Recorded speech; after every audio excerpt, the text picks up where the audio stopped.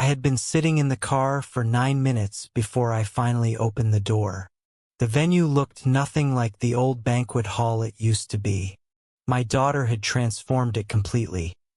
Draped ivory fabric on every wall, crystal chandeliers hanging from a vaulted ceiling, a floral arch at the entrance that must have cost more than my first car payment.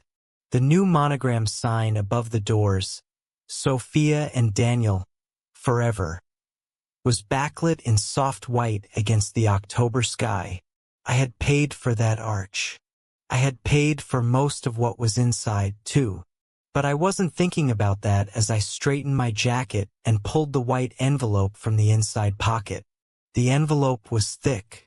$94,000 worth of personal checks, vendor deposits paid in my name, and a co-signed catering contract sat inside it, documented and organized. I hadn't planned to bring it tonight. Then my son Michael called that afternoon and said, "Dad, just be careful. Something feels off about the way they've been treating you lately."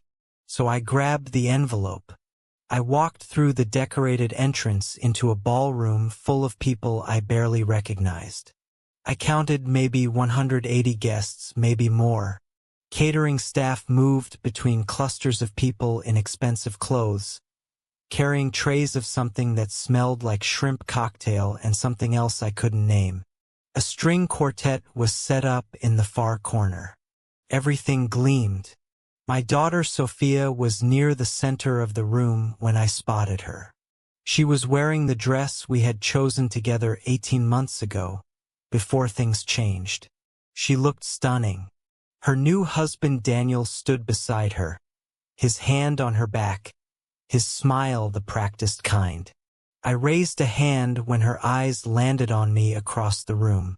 She looked away. I made my way across the ballroom. "Sophia."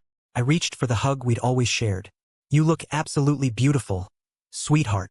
She glanced at Daniel. Something passed between them. "Dad." Her voice was low and clipped. "I told you to wear the suit we picked out for you." "What is this?" I looked down. I was wearing a charcoal blazer and pressed trousers, the same outfit I had worn to my retirement dinner 3 years ago. "What's wrong with this?"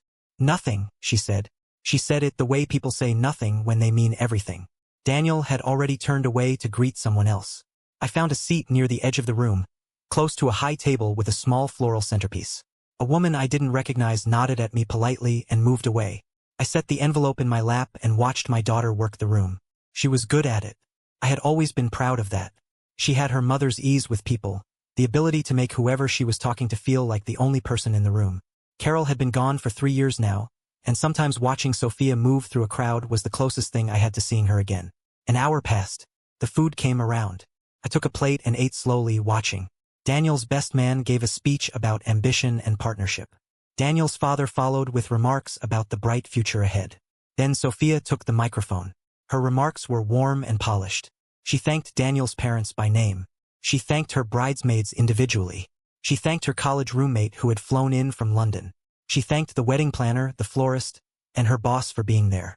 Not one word about the man who had written check after check to make this evening possible. Not one word about the person who had driven 4 hours each way, 3 weekends in a row, to help the venue coordinator with setup logistics. Not one word about the 64-year-old retired contractor who had quietly co-signed the catering contract when Sophia's credit wasn't strong enough to secure the deposit alone. I sat with that for a moment. Then I picked up the envelope and walked toward the front of the room where Sophia was still holding the microphone. "Dad." Her voice had an edge now, the kind that's meant to stop you without making a scene. "This isn't the time. I just wanted to give you something in person," I said. Her jaw tightened. "Can you please just... I need you to not do this right now. You're making it weird." "Making what weird?" Daniel appeared from my left. He placed his hand on my elbow, firm and deliberate. "Richard," he said, and the way he said my name made it sound like a warning. "Why don't you head over to the bar and get yourself a drink? We'll catch up with you in a bit." "I've been here nearly 2 hours," I said. "Yes, and we really appreciate you coming." He was steering me by the elbow now, actually moving me across the floor, and the people nearby had started to look.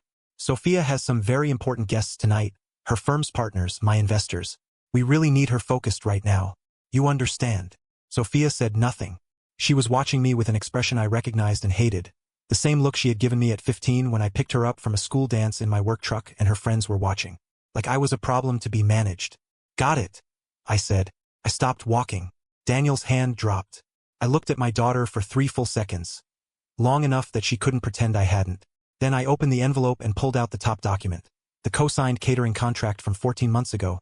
$38,000, my signature at the bottom beside hers. Then you definitely won't be needing me on this anymore, I said quietly. I folded it once and set it on the high table beside the centerpiece. Then I folded the second document, the personal check records, and placed it on top. Then the third. Dad, what are you? Enjoy your wedding, Sophia. I picked up the empty, which I appreciated. I called his office that morning and left a message. He called back within the hour. Come in Thursday, he said. We'll figure out what you've got. I spent the 2 days before the appointment going through my files. I found everything. The co-signed catering contract from 14 months ago. The 3 personal checks I had written when Sophia's venue deposit fell short. $12,000, $18,000, and $9,500. The florist invoice I had paid directly. The $27,000 I had transferred to her account across 6 months, which Sophia had called just borrowing temporarily in her texts to me, and which I was now thinking about far more carefully. I put it all in a new folder, organized by date, with totals written in the margin. The figure at the bottom was $94,200. Sophia called 9 more times across those 2 days. I let every call go to voicemail. I didn't listen to the messages. On Thursday morning, I drove downtown and sat across from Gerald in his office. He reviewed the documents with the kind of focused quiet I remembered from the estate work. When he was done, he set them on the desk and looked at me. The text messages are useful, he said. She uses the phrase paying you back more than once. That matters in establishing the nature of the transfers. The co-signed contract is yours regardless. Your name is on it, your liability was real. He leaned back. Richard, what outcome are you actually looking for? I thought about it. I want her to understand that what I gave her isn't free, that it has weight, that I am a person, not a resource. That's a different goal than recovering the money. I know, but I want to do both. Gerald wrote something in his notepad. Give me a week. I'll send a demand letter. That will tell us a great deal about what comes next. The demand letter went out the following Friday by certified mail and email. Gerald had written it in the precise, bloodless language that legal documents use. Outstanding obligations, informal agreements evidenced by written communication, requested accounting of funds advanced. It didn't threaten anything outright. It just made the number visible. $94,200. I was in the garage reorganizing shelves when Sophia called on Saturday morning from a number I didn't recognize. I answered before I realized. You hired a lawyer? Her voice was shaking in a way I hadn't heard since she was a teenager. To send me a letter? On my honeymoon? Do you have any idea what this looks like? Daniel's parents saw it. My mother-in-law called me crying. Good morning, Sophia. Don't do that. Don't be calm like this is normal. You walked out of my wedding and now you're sending me legal documents. What is wrong with you? I set down the box I was holding. What you built, I said. You built with my money. Let's talk about that. I co-signed a contract because your credit wasn't strong enough to secure the deposit alone. I wrote you checks when your savings fell short. You told me in your own texts you'd pay me back. Is the marriage started, Sophia? Then let's talk about what you owe me, not just the money. The basic human decency. My voice stayed even. I had decided before this call that I wasn't going to raise it. Last Saturday, your husband walked me across the floor by my elbow like I was someone who had wandered in off the street. When she spoke again, her voice had changed. Less sharp, more careful. I'll send you a number. We can work out a payment plan. I'm not interested in a payment plan. I'm interested in whether you understand what happened. Dad, I understand you're upset. That's not the same thing. Picked up the box again. Send the response to Gerald. He'll handle the rest. I hung up. Michael drove up that evening unannounced, which he almost never did. He brought takeout from the barbecue place in Concord that I liked, and we sat at the kitchen table the way we used to when the kids were teenagers and something needed to be talked through. She called me, he said, pulling apart a piece of cornbread without eating it. She says you're trying to destroy her marriage before it even starts. I sent a letter documenting what she owes me. I know it's not what she said. He looked up from his plate. What's actually happening, Dad? Underneath all of it. I took a long breath. I spent 3 years after your mother died making myself smaller so I wouldn't be in the way. I stopped having opinions. I stopped asking for things. I figured out how to be useful without needing to be present. I gave Sophia everything she asked for because it felt like the last genuinely useful thing I could do. And at that wedding, standing there in that room that I helped pay for, I realized she had decided I was just a resource. Not a person. A resource. I looked at the table. She didn't say my name once, Michael. Not once. In front of 180 people. I was in that room for nearly 2 hours, and I was invisible to her. The only time she noticed me was when I became inconvenient. He reached across the table and put his hand over mine. What do you need from me? Nothing. I just needed to say it out loud to someone who loves me. He stayed for 2 hours and we talked about everything except Sophia. When he left, he hugged me for a long time in the doorway. I watched his taillights disappear around the corner. Then I went inside and felt something shift in my chest. Not better. Not worse. Just different. Like something that had been held in place for years was finally moving. I hadn't updated my will since Carol died.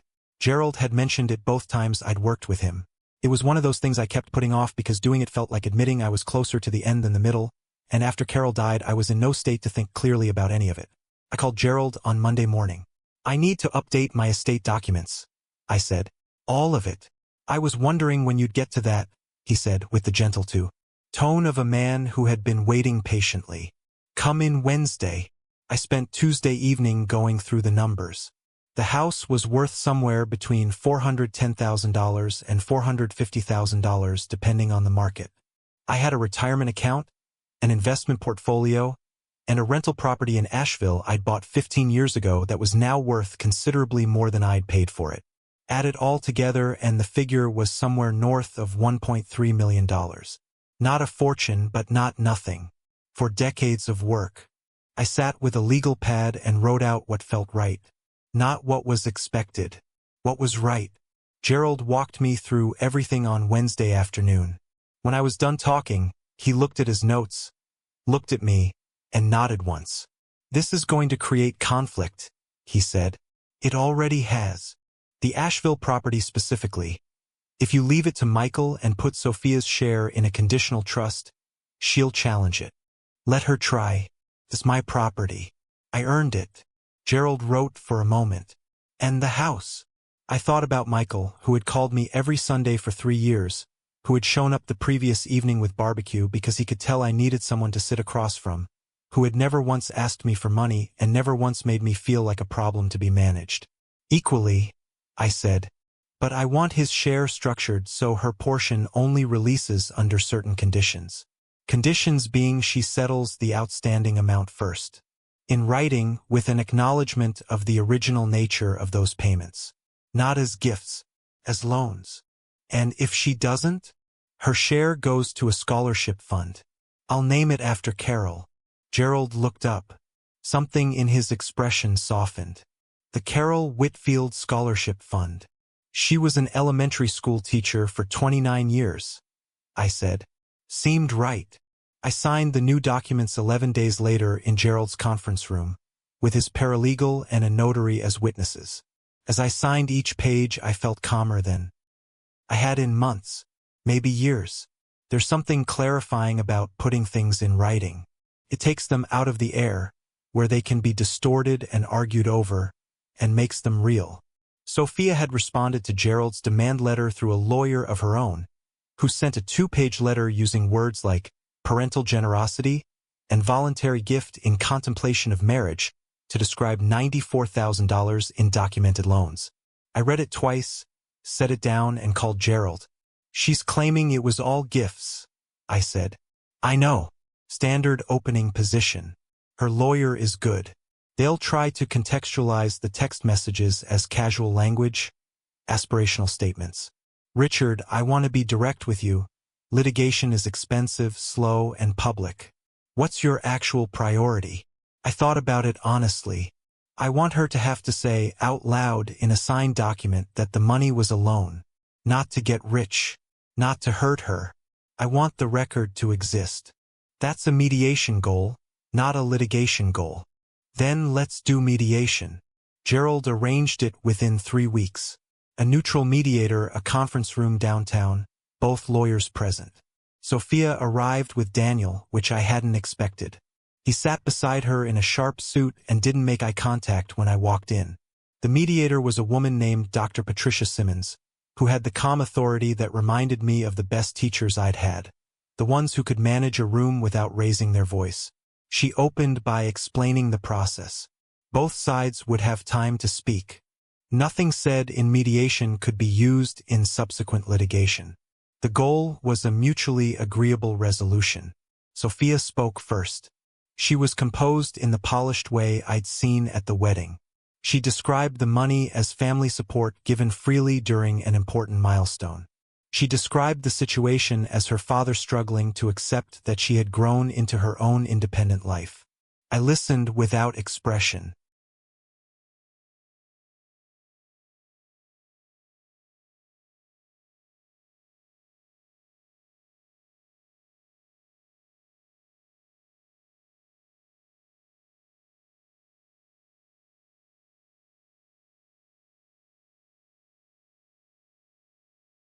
When it was my turn, I did not raise my voice and I did not reach for anger.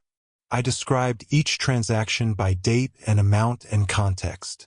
I read aloud the text messages where Sophia had specifically used the words, "paying you back," and "I'll sort this out with you once we're settled." I described the weekend logistics trips, dates, hours, specific work done, miles driven. I described the wedding without editorializing, what was said, what was not said, what happened when I walked toward the front of the room. Then I said one more thing which I had thought about carefully on the drive over. I'm not here because I need the money. I'm here because my daughter decided that the version of me that is useful, the one who co-signs contracts and writes checks and drives 8 hours round trip to help, is a different person from the one she is embarrassed to have in the room. I want her to understand that those are the same person. And I want a document that says so. Daniel looked at his hands. Sophia looked at the table. Dr. Simmons looked at me steadily and nodded once. The mediation ran for 4 hours. There were 2 breaks.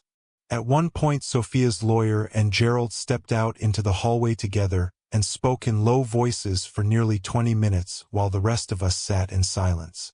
Sophia looked at the window. I looked at my hands. Daniel checked his phone once and then put it away when Sophia glanced at him. Dr. Simmons refreshed everyone's water without being asked and said nothing, which I appreciated. By the end, Sophia's lawyer had agreed to a repayment schedule, $60,000 over 3 years, beginning 60 days from signing, and a written acknowledgement, carefully worded but unambiguous, that the personal advances had constituted informal loans with the expectation of repayment, not gifts. It wasn't everything I had put in. It was enough. It was the part that mattered. Sophia signed it without looking at me. Her pen moved quickly, like she wanted it finished. 2 weeks later, I got a text from a number I didn't recognize. Then I realized I had blocked Sophia's regular number. I read it twice before responding. Dad, I heard you're working on the affordable housing project with the nonprofit downtown. The director mentioned you at an event Daniel attended. People spoke very highly of you. I thought you should know that. I put the phone down and made coffee and thought about what to write back. I wrote 3 different versions, deleted them all, and finally landed on 6 words. Thank you for telling me that. Her response came 4 minutes later. I've been thinking about what you said at mediation. About the same person. I don't have the right words yet, but I think I understand what you meant. I read it 3 times. I thought about Carol, who had always believed that people could grow if you gave them the space and the reason to. I thought about whether this was growth or strategy. I wasn't sure it was possible to know yet. That's a start, I wrote back. 3 weeks later, a check arrived by certified mail. The first installment of the repayment schedule. Exactly the agreed amount. On time. No note. No card. Just the check. I deposited it and put the record in the file I kept for this purpose. The Nonprofits project was a 28-unit development on a parcel near downtown Charlotte. designed specifically for residents over 65 with fixed incomes. I came on as a volunteer construction consultant, which meant I attended planning meetings, walked the site, and told the architects when something was going to cost 3 times what they thought it would and why. It was the most engaged I had felt in years. At the first site meeting, one of the younger architects, a woman named Jordan who couldn't have been 30, looked at me with the frank assessment young professionals give to older ones when they're deciding if the experience is real. "How long in residential construction?" she asked. 37 years. 20 as my own contractor. I had dinner with Michael that Friday at a steakhouse in Concord that had been there since we first moved to Charlotte, the kind of place that doesn't change its menu and doesn't need to. We sat in a corner booth and I told him everything. When I was done, he was quiet for a moment. "What happens now?" "Now I figure out what I actually want the next part of my life to look like." "What does that mean practically?" I cut into my steak and thought about it. "I've been in a holding pattern since your mother died, doing things for other people, waiting for family dinners that stopped happening. I've been useful, but I've been invisible, and I let that happen. I want to stop letting that happen." He looked at me across the table. "Dad, what are you going to do?" I called a real estate agent about the Asheville property. Not to sell it, to actually renovate it properly this time, the way I always meant to. And there's a nonprofit doing affordable senior housing development near downtown Charlotte. I met the director at a Chamber of Commerce event 2 years ago. I called him last week. Turns out being a 40-year contractor is actually useful somewhere. He smiled. The first full smile I had seen from him in weeks. "Mom would have loved that." I know she would. We stayed at that table for nearly 2 hours, talking about things that had nothing to do with Sophia. His job, which he liked but was thinking about leaving. A woman he had been seeing for 3 months and hadn't mentioned until now, which told me it was serious. A trip he was planning in the spring, maybe Portugal or Scotland. I drove home with the windows down a little despite the cold, and the dog met me at the door. I stood in the kitchen for a moment, doing nothing but being in my own house and feeling like it was mine. Commercial too. Some. More recently. She nodded and turned back to the blueprints. But she started directing questions to me after that, and by the end of the meeting we were deep in a conversation about foundation drainage that everyone else had tuned out. On the drive home I was still thinking through the problem, and I realized I was looking forward to the next meeting in a way I hadn't looked forward to anything in a long time. The Asheville renovation was moving too. Slower than I wanted, but steadily. I had hired a local contractor I trusted and was driving up every other weekend to check progress. The property was a 1960s ranch house with good bones that had been rented out for 12 years and needed serious updating. I was putting real money into it, the kind you don't spend unless you're committed to keeping something. My plan was to keep it, not rent it out, not sell it, use it. A place to go when I needed to be somewhere else, somewhere that had nothing to do with the version of my life in Charlotte. Carol had loved Asheville. We had talked about retiring there. Another plan overtaken by events. I drove up one October weekend and spent 2 days walking the renovation in progress, making notes, talking through the kitchen layout with the contractor. On Saturday evening, I sat on the back porch with a beer and watched the last of the light leave the sky over the Blue Ridge Mountains and felt something I can only describe as peace. Not happiness exactly, something quieter than that. The absence of the low-grade tension I had been carrying so long I had forgotten what it felt like not to have it. I thought about Sophia. I thought about the wedding, the envelope, the mediation. I thought about the moment I had walked out through those doors and sat in my truck and felt old and invisible. I thought about what it had taken to stop feeling that way. It hadn't been one thing. It hadn't been the letter or the mediation or the will. It had been the decision, which came first and made everything else possible. The decision to stop making myself smaller so someone else could feel bigger.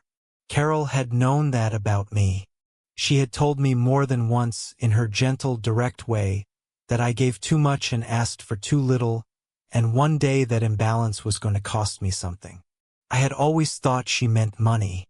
Turns out she meant something harder to replace. On Sunday morning, I drove back to Charlotte with the windows down and the radio on. Something I hadn't done in years. My phone buzzed somewhere near Hendersonville. A text from Sophia asking if I was free for a call sometime this week. I waited until I was home, the dog was fed, and I had a cup of coffee before I responded. Wednesday evening works, I wrote. After 7. Okay, she wrote back. Thanks, Dad. I put the phone in my pocket and went to my desk, where the housing project blueprints were spread across the surface. Jordan had sent a revised drainage proposal that I wanted to look over before the Thursday meeting. I sat down and got to work. Wednesday arrived. Sophia called at 7:10, which told me she was nervous. I had always been able to tell with her. Hey, Dad, she said. Hey, a pause. How's the housing project going? I smiled, and I began to tell her.